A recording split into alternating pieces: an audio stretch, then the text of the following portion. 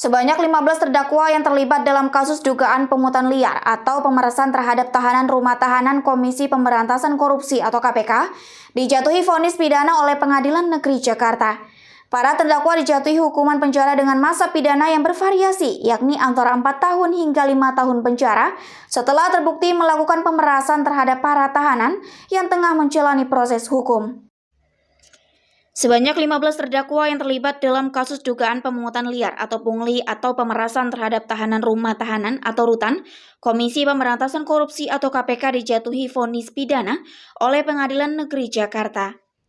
Para terdakwa dijatuhi hukuman penjara dengan masa pidana yang bervariasi, yakni antara 4 tahun hingga 5 tahun penjara, setelah terbukti melakukan pemerasan terhadap para tahanan yang tengah menjalani proses hukum di rutan KPK pada rentan waktu 2019 hingga 2023.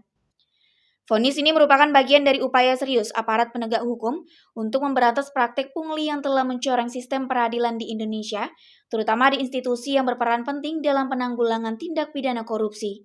Kasus ini mengungkap adanya jaringan percaloan yang melibatkan sejumlah petugas rutan yang memanfaatkan jabatan dan kewenangannya untuk melakukan pemerasan terhadap tahanan dengan berbagai cara, seperti meminta uang atau barang untuk memperlancar proses hukum, memberikan kemudahan, atau bahkan memberikan perlakuan khusus di dalam tahanan. Dengan rangkaian persidangan ini, perkara ini belum mempunyai kekuatan tetap dan kami nyatakan selesai dan ditutup. Mengadili, menjatuhkan kepada para terdakwa yaitu terdakwa 1 Muhammad Ridwan, terdakwa 2 Mahdi Aris, terdakwa 3 Suharlan, terdakwa 4 Riki Rahmawanto, terdakwa 5 Wardoyo, terdakwa 6 Muhammad Abduh, dan terdakwa 7 Ramadan Ubaidillah A.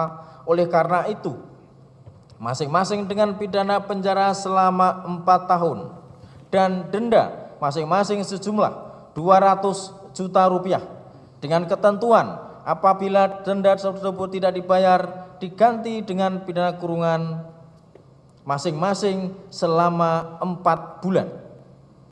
Mengadili, menjatuhkan pidana kepada para terdakwa tersebut dengan pidana penjara